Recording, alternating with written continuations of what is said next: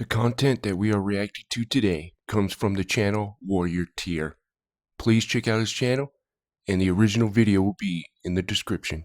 Thank you. Welcome to A Christian Reacts to Warhammer 40k, and today we're going to be reacting to The Timeline of the 40k Universe by Trazyn the Infinite.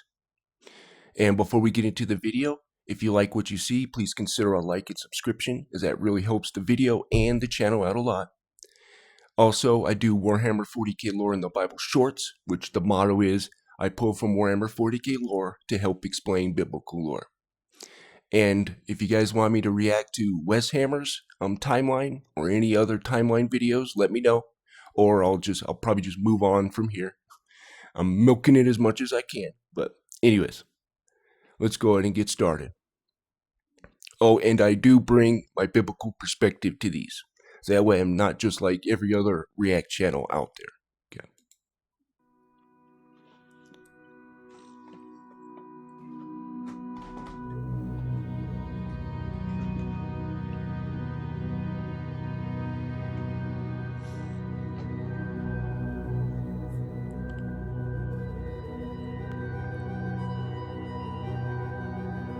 My life's work, my museum, our gallery. Within these halls sits the galaxy's most comprehensive collection of art. I think this is what the Infinite and Divine is about, I'm guessing, right? Trazyn? Or, because I only read like a few pages of it, and I just remember him talking about collecting a bunch of stuff. So, anyways, I'm sorry. Artifacts in existence. I have spent my long years cataloging the entire culture of all the beings I could, from the dawn of time to the present day. Revelation 20 talks about these books, right? And there's many of them. And it's like this archive of different stuff, like people's lives. You get the Book of Life and who's written in that. And then you got these people, the deeds of everybody, right? Written in these books. Whatever those are. So, interesting. Within these halls are libraries containing the last known words of countless races who have been cast to the harsh, uncaring winds of time. Truth be told, there are more galleries in my museum than a mortal could wish to visit in several lifetimes. Each hall is dedicated to a great empire. Well, I hope this music isn't copywritten. Anyways, I got claimed on the last one. And their achievements, but also their faults and inevitable demise. The history of the universe is filled with such empires, their names forever carved on the steel of time. There are others who accomplished little with their gift of life, their existences being short, painful, blighted tales. The tales of history are only reserved for those who earn the right to write them. Ain't that the truth? I will show the halls of my library to... As they say, history is written by the victor. Guide you on the story of all of time. Something to think about. As we start from the dawn of all existence.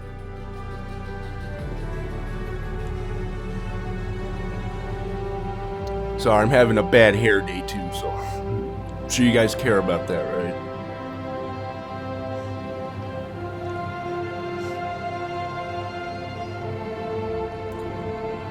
I like this style, like density, the narration style. Temperature.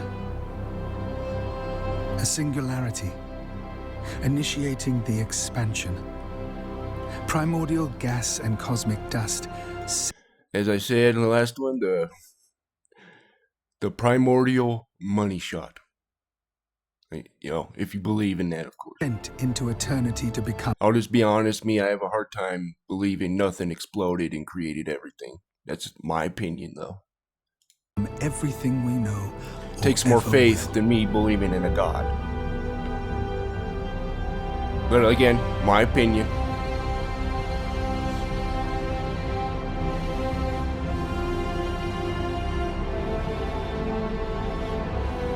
Achoo.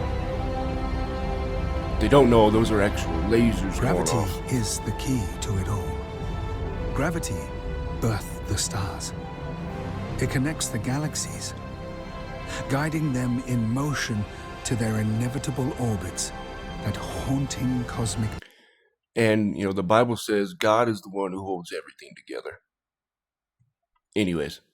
ballet played out over infinite millennia, forever churning in the restless flow of time, locked in the embrace of gravitational unity. Vast ages of time pass.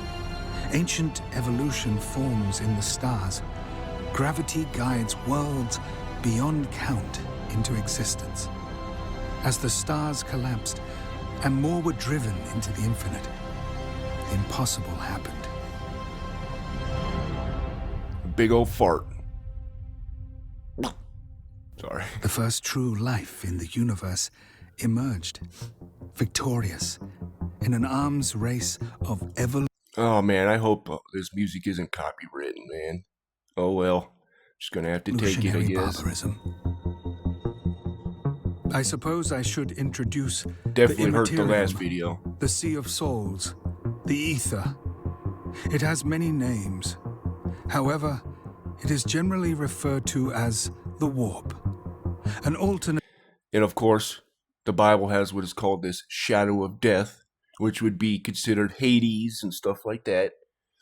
Someone was telling me that, and it's like, I know, right? I was just saying, it's what, you know, it has the same thing as it corrupts you, right? Psalms talks about how it can afflict you, but also it is this land, this place, right? Now, I'm not saying it's exactly like the warp, you know. I was just saying it's where the undead go, you know, the souls and stuff like that, and this darkness, or this land of the shadow of deletion. It's not 5 minutes yet. And that's where the souls and everything go, you know, or whatever. But anyways, I digress. A dimension that has existed as long as the universe itself, made up of pure psychic energy and raw emotions. The warp is endless, unpredictable, and terribly dangerous to those who cannot harness its power. Facts. The first conscious life was the star vampires, self-aware entities that appeared in the void between nowhere and nothing. Beings of great power that consumed the energies of stars, feeding on the light. In the Bible, these would be considered what I call the seraphim, right? Satan is a seraphim, and there's like others, these other seraphim who fell with him, right? And these are up there with the cherubim and all that, but these guys are pretty powerful. But I digress. Now, they're not eating stars, but they actually are. Some of them are called, like, you know, stars. But anyways. Life force of the planets themselves. These parasites do not differ from any life in the universe. All life desires the same outcome: energy consumption and safety for their offspring. They would, with time, be known as the Catan. Yeah, if you don't know, seraphim means a burning one, but it also means fiery serpent, right? Which Satan's called a dragon, that old serpent, right? So he would be a seraphim, not a cherubim. Nowhere in the Bible does it say cherubim are described as serpents, nor does it say Satan is a cherubim, right?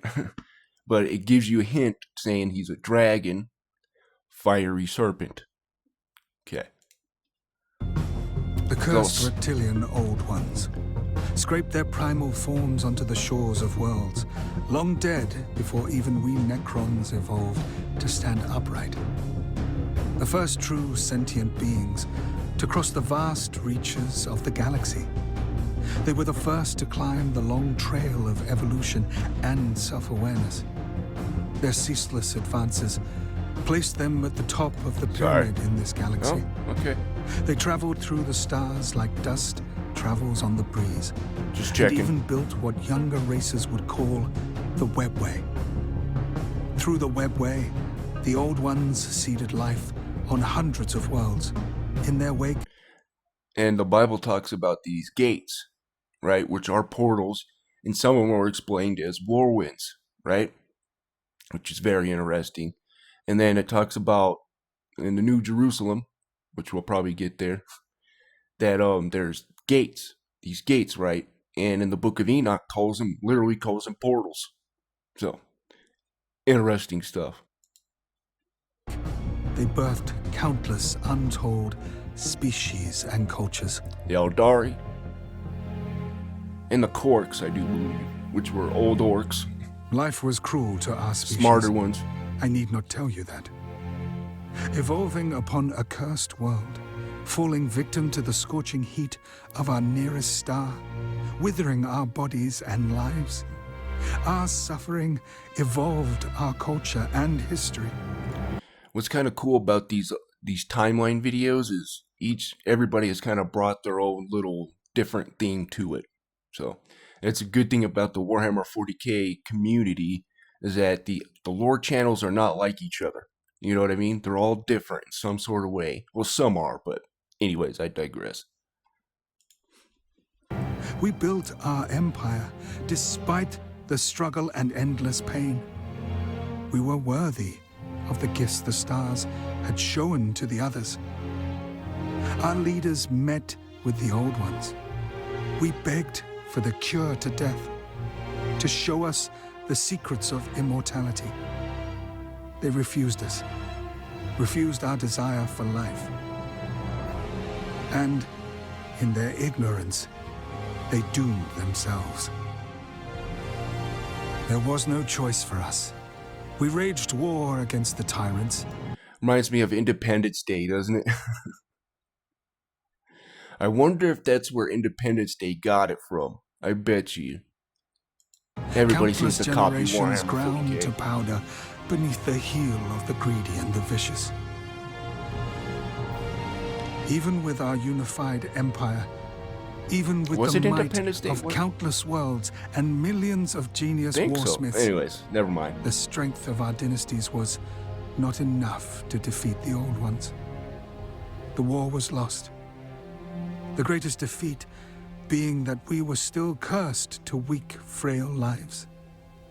The Old Ones banished us to the edges of the galaxy. They forced us into exile on our home world.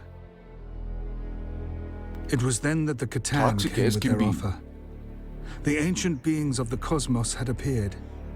They came as gods, promising the gifts we desperately sought. We were all fools to believe them. After the agreements were signed, our people were put in chains and marched into the furnaces. That's exactly how the Seraphim work. But anyways, you know, you ask for a deal and then it ends up putting you in chains. As our flesh and blood was ripped from our bodies, we became the machine. We were betrayed. The Catan. Those traitorous sun-eating dogs feasted on the souls of a whole race, Yeah. an entire culture. How tragic then that the ambassador for the Catan was named the Deceiver, but our translators misunderstood and believed its name was the Messenger. Uh-oh. The God War, the breaking of the void, the war in heaven. 5 million Where the war years of hate and flame. Started turning The bad. Old Ones were driven back by the combined force of the Catan and us, their steel slaves. Wherever we Necron tread, life fades like a distant spark in a cold night. The Old Ones, those fools, they grew desperate, creating the Eldar to help them in their losing war. A race of decadent, hedonistic artists to fight steel gods.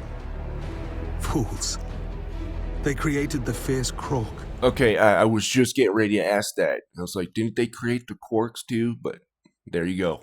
A species that thrives on war and the desire for war. Daka Little daka. did they know of the plague they were They be creating. crumpin'.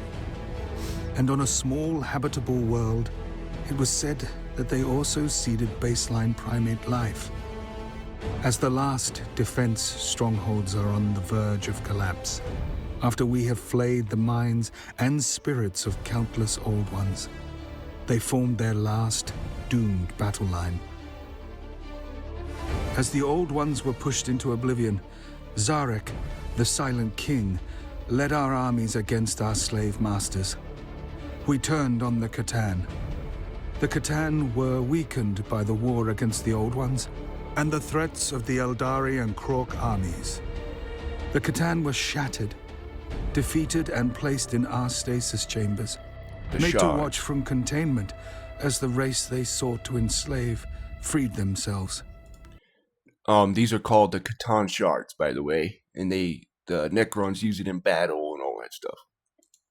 The mighty Catan were not much more than prisoners, forced to watch us live on, despite their evil desire.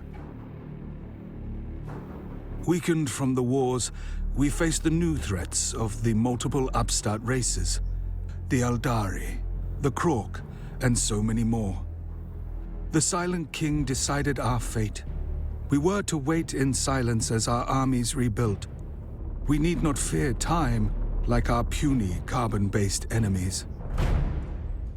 It is during this time the Eldari developed their technology at an exponential rate, becoming the dominant force in the universe. It seemed they had advanced their species to immortality, but how long could they sustain their own desires? I admit, I am partial to the Eldari. Their great works are unrivaled. Their ability to will a world into being is haunting. We must speak about the so-called human element, as their empires take up many halls of my museum. Though sometimes unhinged and unpredictable, they are interesting and present true... So real quick, I'll just bring this up real quick. This bone right here, your forehead bone right here, never stops growing, right? And your pelvic bone. So imagine living 800 years. But that's all I'll bring up about that. You know, the 800-year-old humans are the Neanderthals, in my opinion. But anyways, so again, this bone never stops growing. We will just cover much of tiny bit. Difficult as it you look is at the with Neanderthals, the conflicting dates set by the Imperium itself. But no matter, we will account their records from our own sources. Imperial records will be our guide, or should I say, those Imperial records which I have procured will be our guide. I always found them to be of great amusement. They had begun on a small class 54415 planet, on the edge of the galactic arm of the Milky Way. They had first crawled from the primordial ooze as advanced water-based life. To think that glorified fish now wrap the galaxy in an iron fist is enough to burn my central processors to solder. However, as we slept, these fish people became baseline primates, class 4 beings. For much of their early existence, the primitives accomplished little. It was their use of tools that separated them from the other. Again, I want you to pay attention to this forehead here, right? Is that an 800-year-old human? Right? And then you look at their bodies and stuff too, right? But anyways. From the first moment a cave-dwelling savage struck a porcine variant with a rock, it was all over. Slowly... Again, just look at their foreheads. They invented pottery and the bringer of security, that is fire. It was then that the warp entities had emerged from the void, the first knowledge of the immaterium. The damage from our wars against gods had ripped wounds in the universe. From these wounds came the apparent gods, extremely powerful creatures that bask in the souls of the dead, growing ever in power. The mortals referred to the beings as the Chaos Gods. They were named Khorne, Tzinch, and Nurgle. What are three more pathetic void beings against the might of this galaxy? We have killed greater beings before. we may have to do so again. It is at this point that the Aldari learned the secrets of the webway and continued their dominance of the stars. That is one big hole there. The rocket is going into the hole. I'm sorry. Anyways, I digress. The imperial myth concerning the birth of their god emperor is as follows. Seeing the inevitable fate of humanity to be consumed by the chaos gods, a group of humanist shamans banded together to stop this future. They had devised a plan to save their species from the thirsting gods committing ritualized mass self-annihilation. As the shamans died and their souls entered the warp, the power of the souls overwhelmed the beings that in...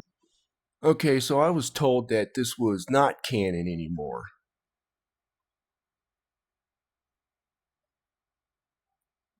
Like, this is why you can't, I guess you can't listen to other people.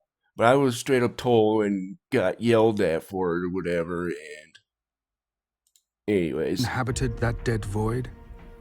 The soul of their soon-to-be emperor was birthed and made manifest in his physical form. That's what I said in the video. I must add here, this is perhaps one of my favorite twists of fate in all of history.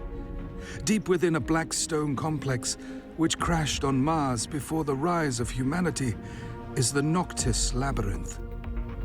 Within walls built 65 million years ago by us, I think this was a year ago, lies the ancient Void Dragon. Imperial myth tells us that it is believed that the Emperor conquered this dragon on Terra.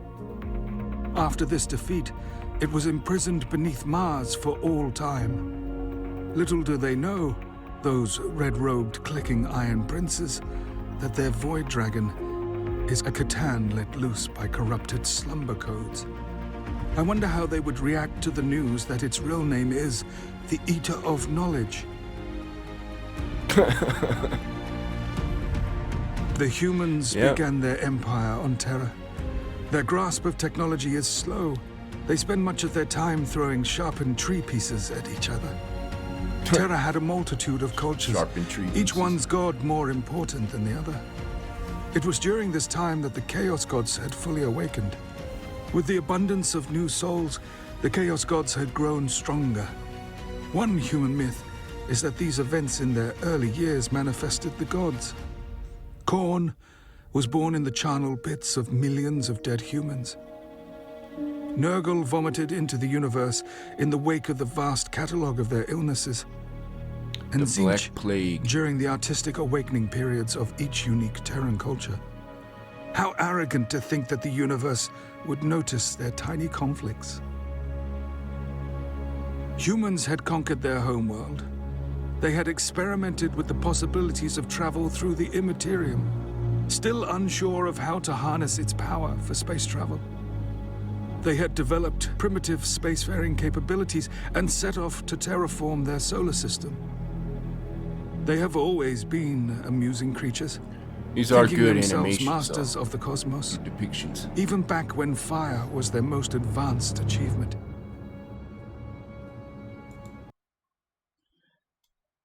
This is really good art, I would have to say. Is this...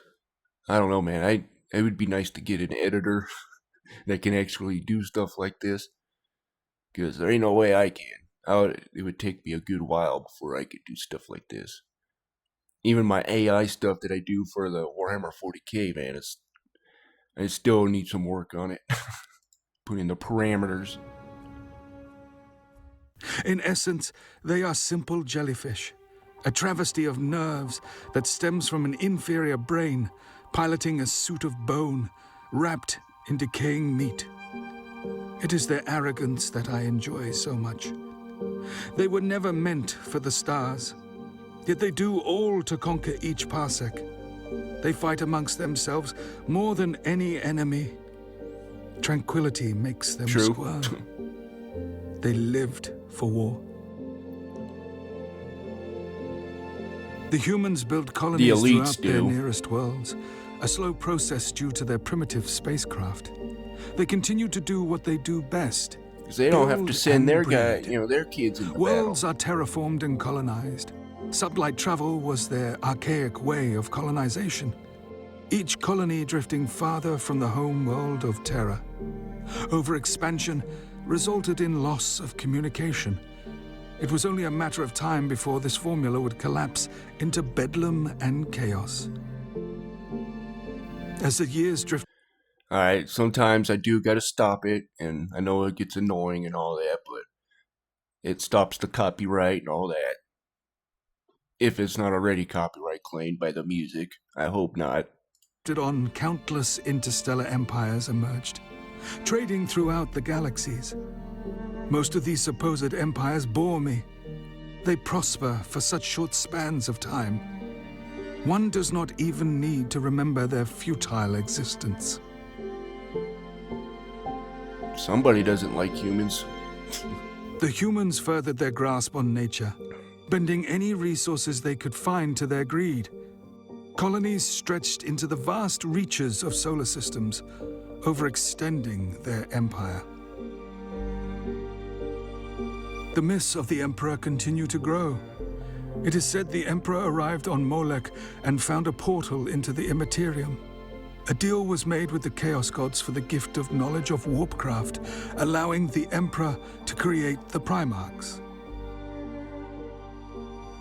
The Eldar Empire. So if you guys could tell me in the comments if the shaman thing isn't canon or is it canon. Just let me know, because I've been told that it wasn't canon anymore. So, anyways. Empire had grown into the most advanced civilization in the universe. They had achieved the apex of technology, creating their own desires from will alone. Lesser races proved no threat to their domination of the stars.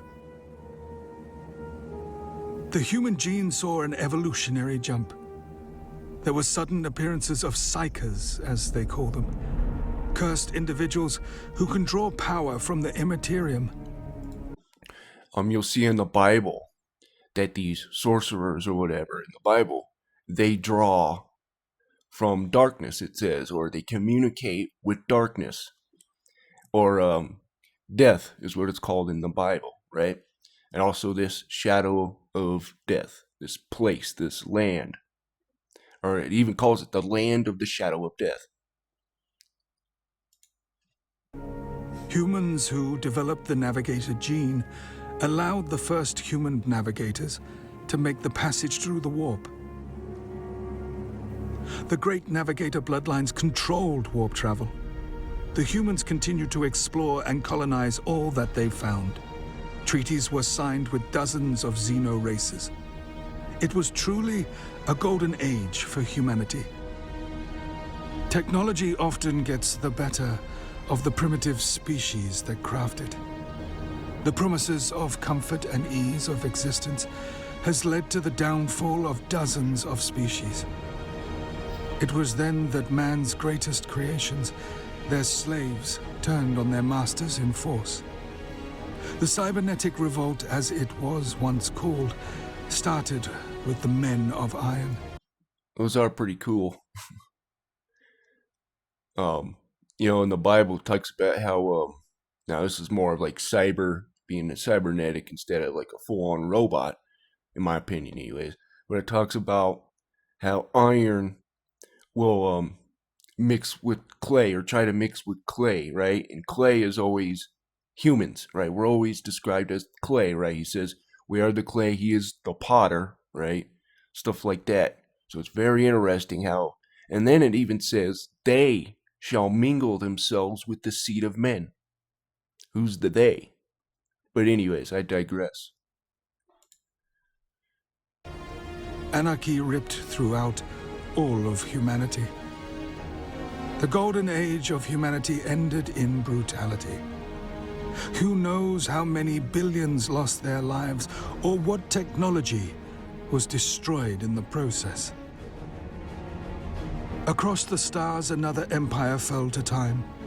The Eldar had enjoyed their moment of success. Technology was not their downfall. Their own desires tore them apart. Yeah, I found that verse like Proverbs something. I'm terrible at remembering the names and stuff of verses, but it talks about how there was a generation who consumed the poor and all that. And it says their eyelids are lifted up, and it says, or how lofty are their eyes, and it says their eyelids are lifted up like elves, right? And if you don't know, this comes from Genesis 6, right, where it says the sons of God came down, made with women, and created giants, right? You can go look that up, Genesis 6. And then in Jasher chapter 4, talks about how the judges and the rulers, it gives you the same thing what's happening in Genesis 6, but also adds on to it that men were mixing species together, right? And in the Bible, it says that in the days of Noah, which is when this stuff was going on, it said, so shall the son of the man, or so shall the coming of the Son of Man be. There's also other stuff with that, with embryo stuff, we'll just say. And I think it's 69 where it talks about dashing it. But anyways, I digress. Crazy how it's all of a sudden showing up again. Sheer physical impulses and depravity broke them. Their yearning for lust and pleasure cursed their kind. The being that spawned from their depravity forever changed the course of the stars. It was then that the being known as Slaanesh came to be. The Eye of Terror that came to be from the creation of Slaanesh obliterated almost all of the Eldar.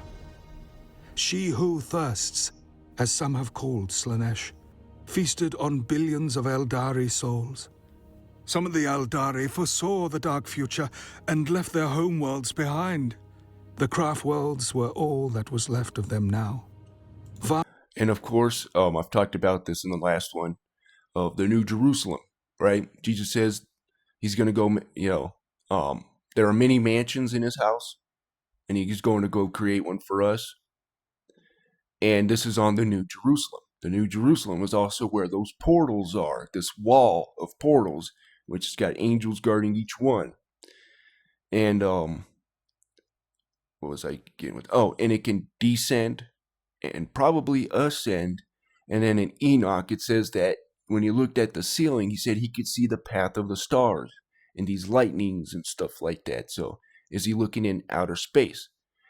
What's interesting is that, look at the lightnings here. Is this what he was kind of seeing, from the New Jerusalem or whatever, who knows? But interesting stuff. I think it's 20? First Enoch 20? I can't remember. Anyways, I'm so bad at that. I got so many in there, and I'm just terrible at remembering it. Vast floating city. Just type in First Enoch, New Jerusalem, Wikisource. Wikisource is what I use to look at the extra biblical books and stuff. That are slowly fading away. As a fan of theatrical renditions of historical events, I find the performances from this era to be especially entertaining. And real quick, what's cool about Enoch is it talks about how the moon gets its light from the sun. It literally talks about that. I should have pulled it up, but anyways, just type in, of course, first Enoch, and then the sun giving, or the moon charging with the sun, or type in the sun giving the moon its light, or something to that extent, and it should give you the one, or the chapter. Anyways, but it literally talks about how the moon charges itself with the sun's light. So here we got chapter 77, or 78, my bad, and verse 11, I think it is, or 10, sorry.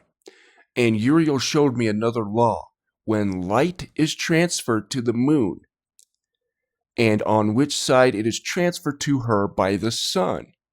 During all the period during which the moon is growing in her light, she is transferring it to herself when opposite to the sun during 14 days. Her light is accomplished in heaven, and when she's illuminated throughout, her light is accomplished full in heaven.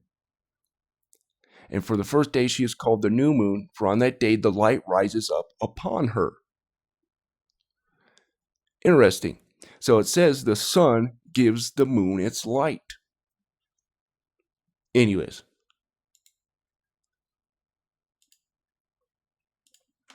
Commonly known, the standard template constructs became the database of all human technology.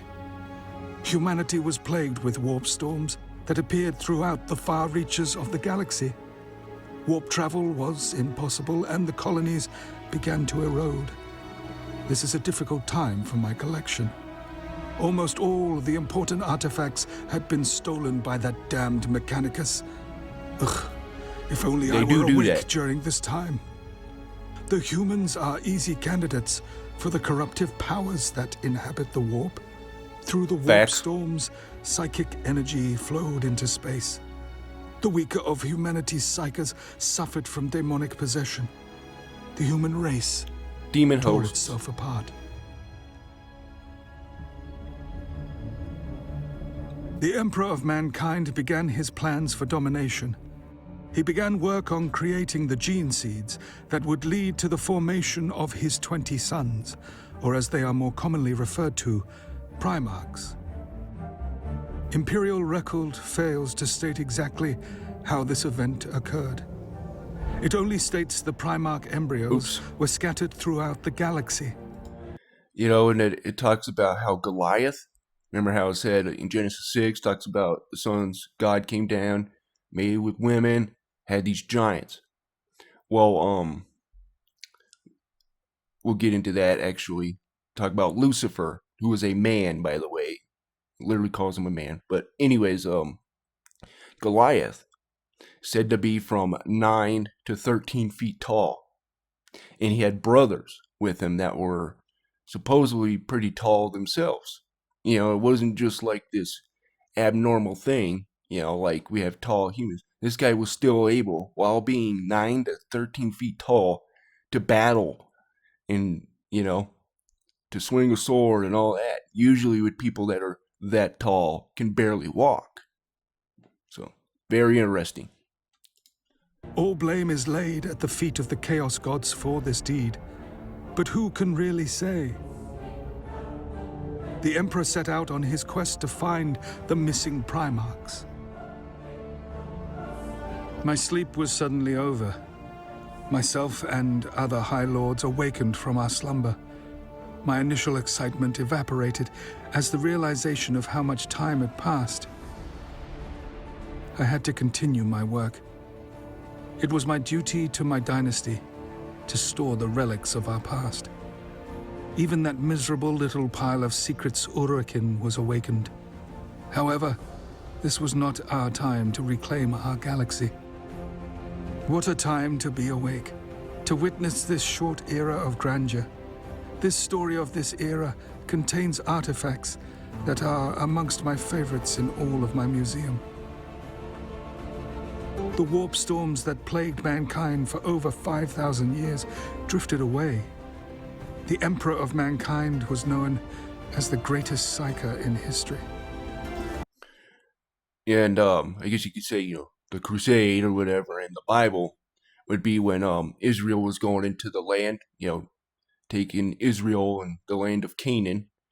But you'll notice that there are all these tribes, right? These are Nephilim tribes, or the giants and stuff like that, you know, which are also called the demons, right? In the book of Enoch, it explains how the giants, you know, from Genesis 6 and all that, that their primal origin was earth. They weren't made in heaven, you know, like we were, you know, our spirits from heaven or whatnot. These guys were a hybrid of human angel, but their spirits are stuck here on earth. And he says they will always be known as evil spirits. So all these tribes were trying to take Israel, right? After that, that's when you see all these different, they kind of disperse and all that. But anyways, I digress. So they were fighting Nephilim, basically. He united the taking his land under back. his rule during the unification They weren't necessarily all human. wars. He made a pact with the cult Mechanicus on Mars. Which is where you get Goliath, right? This 9 to 13 foot tall giant. He expanded the human empire while discovering his wayward sons. The blood that was spilled was that of legend. The humans had set to take hold of the galaxy, swallowing everything in their path. Unity was always their strength, yet they denied it at every chance they could. The Emperor was the key to their survival. Dante. He colored his legions and sent his sons to fight his wars. I witnessed such glorious battles during this period. So much occurred during these times. So much to record, to document, to preserve. The artifacts from this era are amongst some of my favorites. The Primarchs had been found and sent on their various quests for the Emperor. The Great Crusade had come to an end. Humanity had become the dominant life in the universe. Imperial history, recording events during these times, had been subverted. So much has been altered to appease the masses, to appease the Inquisition and the religious maniacs. Remember, the victors write the history. What is known as fact is the Emperor's favorite son, Horus, had betrayed the Emperor. He and half of... So this is where we get into Lucifer, right?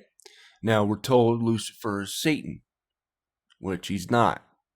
Isaiah 14:16 literally calls him a man, and the Hebrew Hallel bin Shahar. Well, Shahar is a Canaanite god. So, and I don't think Satan is the son of a Canaanite god, right? He is the dark god, right? So Satan convinced this guy, Lucifer, who is probably, who I think is Osiris, Saturn, Kronos, all that. They're all the same.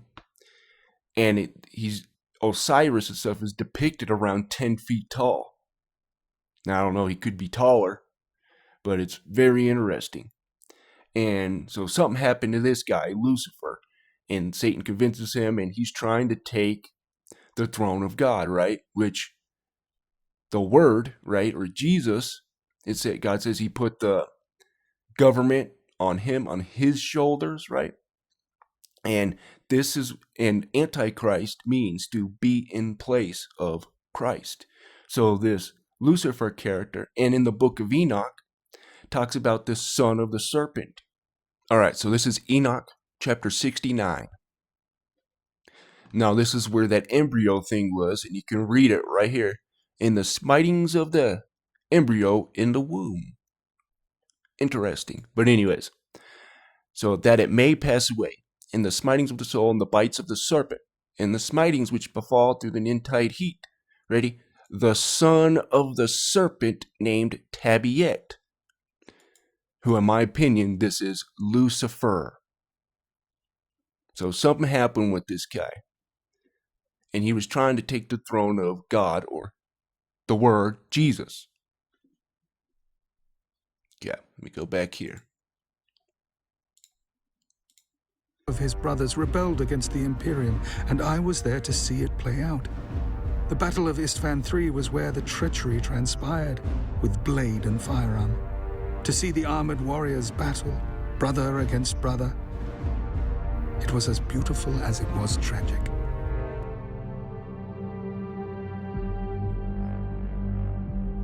I remember being impressed by the humans. My theory of their hatred of peace was proven once again. How they loved to fight. The eternal war had begun. Can't make money when Above there's peace. Terra, another civil war had already begun brewing. The Mechanicum split into two. The Red Robes believe in a being they named the Omnisire. Many believe the Emperor was not the true avatar of the machine god. Many believe that the Emperor is, in fact, the Omnisire made flesh. An epic battle took place above what the humans had once called the Earth. The traitor sons of the Emperor invaded the human homeworld. They had come to kill the Emperor and take control of the Imperium. This was a staggering battle for beings such as humans. The final battle occurred between Horus and the Emperor after millions were killed by their blood brothers. The final blows were landed by the Emperor and his favorite son Horus. A clash that left the Emperor fatally wounded. It is a shame what happened. The Emperor slew Horus, who, in fairness, had it coming. And it said, in the Bible that Lucifer was brought down, right? And he went into the pit. God put him into the pit. Now, where does the beast of Revelation come from? The bottomless pit. Something to think about. Much to my annoyance, those loyal to Horus managed to steal his remains away. How I wished to have Horus's armor in my collection. I have spent many centuries harvesting rumors of the remains of the arch-traitor. The fatally wounded emperor was interred in the Golden Throne, a technological marvel from humanity's old world. Technology the Mechanicus hardly understood. This was the end of the human reign of superiority. It had come to a glorious finale. The fact that I'm reasonably confident that the Golden Throne is our technology is not important. The times following the Horus heresy were boring in comparison. Humans fell back once again into predictability. It was black or white from then on. The Loyalists gradually reclaimed the Imperium, pushing the traitor forces that aligned with the Chaos Gods back into the warp. The 9 Loyalist Space Marine legions are divided and began their own quest throughout the galaxy. The humans desperately wanted their place at the top. As they struggled, other races grew in strength across the galaxy. The Drukhari had formed back when Slanesh the Depraved was birthed. They saw the event as inevitable and accepted their evolutionary destiny. They are a brutal race, arrogant, hedonist, and vile for the sake of nefarious. And what's interesting about that Proverbs verse, about these elves or whatever, is that it talks about that they're like the horse leech, and that, which, what do leeches do? They suck your blood, right? And it says that they can't get enough. And it's Proverbs. Anyways, it's in Proverbs. Just type in or how lofty are their eyes, and their eyelids are lifted up. Proverbs. And you can read that whole thing there. It talks about this the horse leech that they're always wanting. There were none in the galaxy who rivaled their cruelty. A slave in the city of Komorra named Vect swore to be the ruler of the Dark City. He was ambitious and founded his own group known as the Cult of the Black Heart. With a devious plan, he betrayed the leaders of Komorra and had the humans kill his enemies. With the leaders weakened, Vect took power and led the Dark Elder. What he led them towards is unknown. These beasts created nothing, they offered nothing. They reveled in suffering just as the Catan did. They are beneath our regard, but have earned our disgust. The Orcs attempted to claim their position at the top of the evolutionary chain. The ancient race had swelled in numbers over the millennia. An Orc war boss known as the Beast built an impressive army that rampaged the universe. It was during this time that the Greenskins became a threat to all. I find them to be similar in some ways to the humans, warring against each other, obsessed with power, obsessed with what both races call loot. Loot. What a crude word. Both believe their technology to be superior to all. Another life form that idolizes the spirit of war, the Astartes, were able to stop the Green Wave, at great costs, however. A new species emerged from the dust of the cosmos. The Tau. The Flesh Robotics first discovered the Tau on a distant world. The Adeptus Mechanicus ship, Land's Vision, found the primitive species. The blue creatures were simple in nature, having only learned to use simple tools and fire. Simple creatures that were of no threat, but still, their elimination was ordered as they were to be destroyed for the good of the Imperium. Before the planet could be annihilated, it was surrounded by a violent warp storm. The wars soon to take place changed the fate of their world. The Imperium abandoned their plans for colonization and left the species to their fate. I am sure the Imperium uses this story to drive their agendas. The Tau were able to unite under one banner. They claimed to stand for the cause of the greater good, a seemingly effective form of governance. As the centuries passed, the Tau built their empire, diving into different castes. You may encounter them. They will speak of all these castes. Bar one, the Ethereals. These ruling beings are conveniently forgotten about in the Tau propaganda. These faceless elites are the true ruling class of the Tau. The Fire caste are the fist used. Sounds exactly like humanity, doesn't it? There's a lot of people that are behind the scenes we don't even know about. To quell rebellion. The Earth caste show off their medical capabilities to lowly serfs. The Air caste blockade worlds and offer free transports. And of course, the Water caste, those silver-tongued diplomats. They promise so much to anyone with the oral receptors to hear. These upstart fledgling fools must learn to tread carefully. They do not have the ability to confront the Imperium that they berate. Only Father Time will tell whether these masters of masquerade will live or die. Another rise in power for the awful. Revelation 16 talks about aliens, we'll just say, that are like frogs. That go to the kings of the earth, and they cause miracles and stuff like that. But anyways, you can go read that. Centuries of crusading I brought that up had already. weakened the Imperium.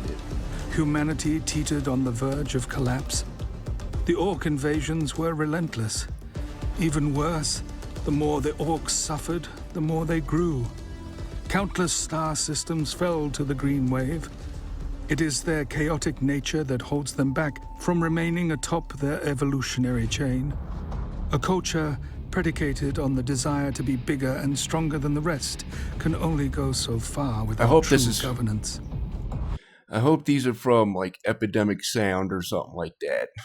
Because I have the rights for Epidemic Sound, but oh boy, this is going to be a rough one. Even with their simplicity, the damage they caused almost destroyed the humans. It was not our time to rise. Our armies were set to awake at a later date. However, our tomb worlds were invaded by the Adeptus Mechanicus on their quest to find the lost standard template constructs. They discovered our tomb worlds. Their curiosity and their degradation of the slumber This one does sound like it's led from to Epidemic. Countless members of our race awakening. 65 million years of slumber. It was our time to rule the galaxy once more, to reclaim what we had died for. Our metallic bodies regenerated. Our weaponry was to mortals what the storm was to the stone. More of our tombs were awakened. Our armies began their conquest. The Silent King took back his rightful seat on the throne. It is our time once again. How the humans love to hold their martyrs up for all to see. No single world is a greater martyr than Cadia. In truth, I had believed the Terran method of time recording. Moment of silence. All right. BC stood for before Cadia. They speak of this planet so often during battle. It was a world of much importance to the Imperium, and to be frank, the galaxy. The fall of Cadia is a loss. It was a weapon designed to remove the warp from our reality. Its loss must be lamented. During the 13th Black Crusade, the War Master of Chaos, Abaddon the Despoiler. So, in the Bible, it talks about this character called the Assyrian, which he is a seraphim, one of these seraphim, right? Satan's the top dog, of course. This guy's the second one mentioned in the Bible, and he's mentioned quite a bit. And he's also called the Pharaoh King of Egypt, and he's also mentioned in the Lucifer scripture, right? This is Lucifer's father, the Assyrian, or aka you could say Ra, right? And he's also mentioned as the destroyer in Exodus, right? You know, with what Passover is about. And he says that you would put the lamb's blood on the doorpost, right? Or the lintels and whatnot. And that way you don't suffer the destroyer, it says, right? The Assyrian is called the destroyer. But anyways. Launched a massive assault against the Loyalists. A unfathomable war broke out, and the planet was eventually destroyed. It was a significant loss for the Imperium, losing such a beautiful world to their own traitorous kind. One of the greater threats faced by the mortal races of the galaxy. Oh, I'm sorry, which Abaddon in Revelation, right, talks about Abaddon that comes up from the bottomless pit.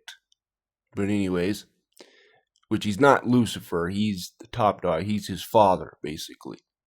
And Abaddon means the destroyer. Yeah, and I believe that is the Assyrian.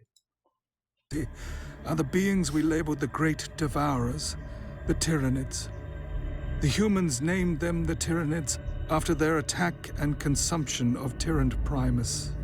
Revolting insectoid creatures that swarm world after world, consuming everything that stands in their path. All life is consumed by these creatures, consumed. Now that we're talking about the Abaddon and all that, right? He's the king of, or this angel of the bottomless pit, right? Well, these locusts, half human, half bug, insectoid types, right? Which, again, Jasher 4 talks about how men, humans, were mixing one species with another. And probably mixing human/animal hybrids too, right? So, very interesting. By the way, that's why God sent the flood, right? Because if it was just sin, right, we should be putting on our, raincoats. But there was a lot more going on. Studied and improved on. Though they appear as mindless animals, they are sublimely clever beings. They have demonstrable hierarchies. They adapt and evolve in the moment to conquer any situation.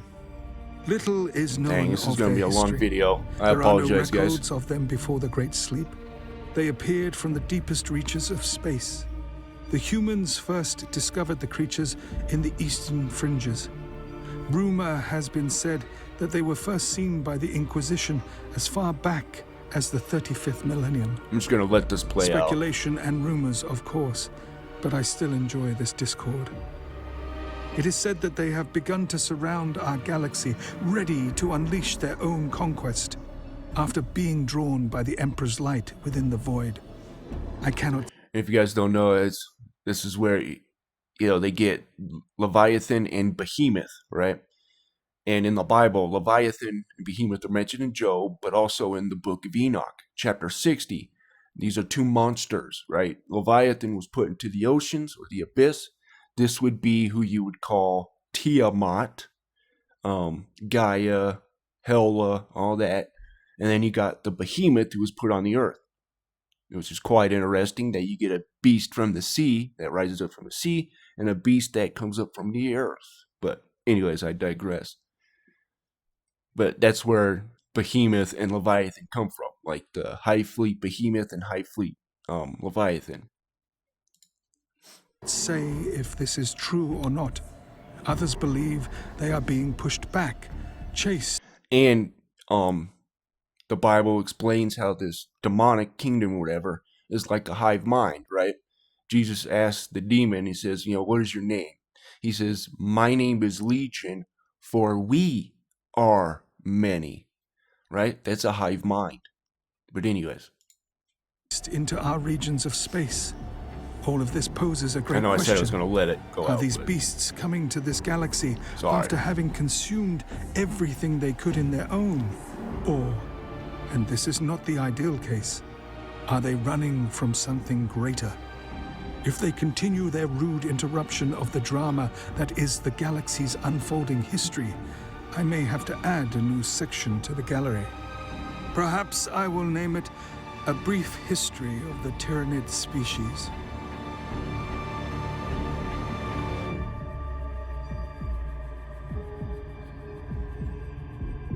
The universe is at unrest. The rapidly growing threats to the galaxies have increased as the weak find power. All of us are grasping for our rightful place on the throne of the universe. All empires rise and fall. It is the destiny of all life to fade away. Life is a struggle for all who have fought to survive. Even the smallest of life forms face this turmoil. The weak become dust in the infinite darkness, never to be remembered. As they say, nice guys finish last, which is true, unfortunately. To rank which species stand at the top And would boy, be do I know irrelevant that. in the current turmoil. You learn They real all cling quick. to their spot, each battle and war gaining favor, or falling to the side to rise again. The great empires of the past have all earned their place in my halls. They each have a place in the history of the galaxy. The future of the universe will continue. Others will try to gain their spot, as did all the great empires of the past. It is a pitiful attempt. All life will wither and die. There is only one race that will succeed them all. We are immortal. We have learned Mice and rats. They always seem to survive. from our mistake. We will rule our galaxy once again. But humanity, in its rapidly breeding expansion, has offered us what we never thought possible. A means to return to the flesh times. We are the infinite. Oops. All right, guys. I'm going to go ahead and end it there. I want to thank everyone who liked the video. And if you disliked the video, thank you for at least giving me a chance. And again, if you guys want me to react to Wes Hammer's timeline video, just let me know in the comments, and I will. I may even put a poll out there, so that way I can get your guys' opinion on it. And definitely, I will definitely do it and milk the views as much as I can, right? But anyways, you guys have a wonderful day, and thank you.